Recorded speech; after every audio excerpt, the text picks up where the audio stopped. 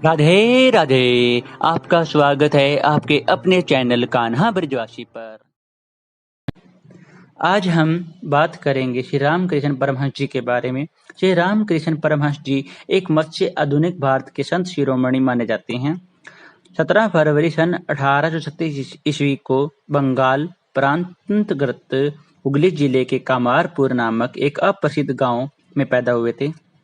इनका घर का नाम गदाधर चट्टोपाध्याय था और इनके माता पिता ईश्वर प्रेमी, धार्मिक और उच्च आध्यात्मिक आदर्शों से संपन्न सनातनी ब्राह्मण थे। श्री रामकृष्ण परमहंस जी का असाधारण घटनाओं से परिपूर्ण प्रारंभिक जीवन जन्मस्थली में ही व्यतीत हुआ।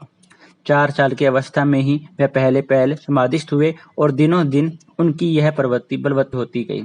पुस्तकीय विद्या में अरुचि होने के कारण ग्रामीण प्राइमरी पाठशाला से उनकी शिक्षा समाप्त हो गई, परंतु उनके अनुकरणीय चरित्र, कला निपुणता, मधुर सुरीले स्वर, अपूर्व आनंदमय अनुभव, अलौकिक व्यक्तित्व, असाधारण बुद्धि तथा सभी जातियों और संप्रदायों के लोगों से निष्काम प्रेम के कारण वे आसपास के समस्त ग्राम निवासियों की प्रशंसा तथा भक्ति के पात्र हो गए। सन 1853 ईस्वी में श्री रामकृष्ण परमहंस जी अपने सबसे बड़े भाई राम कुमार चटर्जी के साथ कलकत्ते आए और सन 1856 ईस्वी में जब रानी राममणि ने इनके बड़े भाई को कलकत्ते के निकटवर्ती दक्षिणेश्वर मंदिर का प्रधान पुजारी नियुक्त किया, तब ये उनके सहायक बन गए। राम कुमार की मृत्यु के बाद ये कई महीने वहीं बड़े भाई के स्थान पर रहे। इसी समय इनकी हिंदू धर्म के विभिन्न अंगों की साधना आरंभ हुई और जो 12 वर्ष तक चलती रही। यहाँ पर इन्होंने किस प्रकार तपस्या त्याग में जीवन व्यतीत किया, किस प्रकार तोतापुरी से संन्यास लिया और उन्होंने इनका नाम रामकृष्ण परमहंस रखा, और किस प्रकार इन्होंने तांत्रिक साधना तथा ख्रिस्ट और इस्लाम के अनुसार उन धर्मों के अनुयायियों की भांति उपासना की। इन सब बातों का वर्णन स्थान भाव के कारण नहीं हो सकता। बचपन से ही श्री रामकृष्ण परमहंस जी सांप्रदायिकता तथा संकुचित भावों के विरोधी थे, किंतु साथ ही उन्होंने यह भी बताया कि सभी संप्रदाय और मतांतर सच्चे जिज्ञासुओं के समस्त धर्मों के सर्वसम्मत लक्ष्य तक पहुंचाने के लिए भिन्न भिन्न रास्ते हैं। संसार के भिन्न भिन्न संप्रदायों और मतांतरों के अनुसार साधना करके उन्होंने प्रत्येक विशिष्ट धर्म की सर्वोच्च ध्येय को प्राप्त किया और साधना द्वारा प्राप्त अपनी आध्यात्मिक अनुभूतियों का पुंज मानव जाति को दिया। उनके प्रत्येक विचार सीधे ईश्वर से प्राप्त होते थे।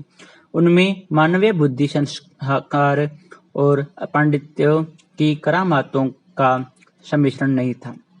जन्म से लेकर मृत्यु पर्यंत उनका प्रत्येक कार्य असाधारण था। उनके जीवन की प्रत्येक अवस्था किसी नए शास्त्र का एक अध्याय थी, जिसे मानव पूर्वोत्तर और पाश्चात्य सभी लोगों को लाभ पहुंचाने के लिए तथा 20वीं शताब्दी के आध्यात्मिक संबंधी आवश्यकताओं को पूर्ण करने के लिए स्वयं भगवान ने अपने अलक्ष्य हाथों से खास तौर पर लिखा था।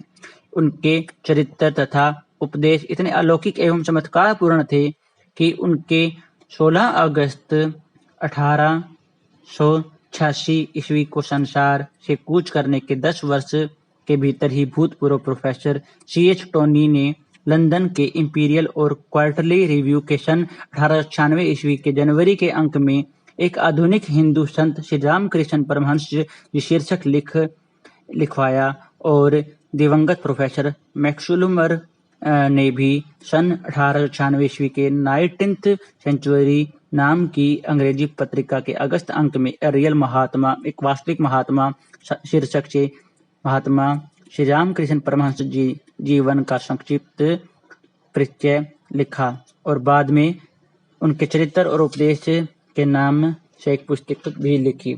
सन 1903 में न्यूयॉर्क अमेरिका की वेदांत सोसाइटी ने श्री रामकृष्ण परमहंस जी के उपदेश तथा सन 1906 ईस्वी में इस लेखक भूमिका सहित रामकृष्ण जी का संदेश नाम एक ग्रंथ प्रकाशित किया। इस संदेश का बाद में यूरोप की स्पेनिश, पुर्तगीज, डेनिश, स्कैंडिनेवियन और चेकोस्लोवा की भाषा में अनुवाद हुआ। राधे राधे। आपका अपना चैनल कान्हा ब्रजवासी।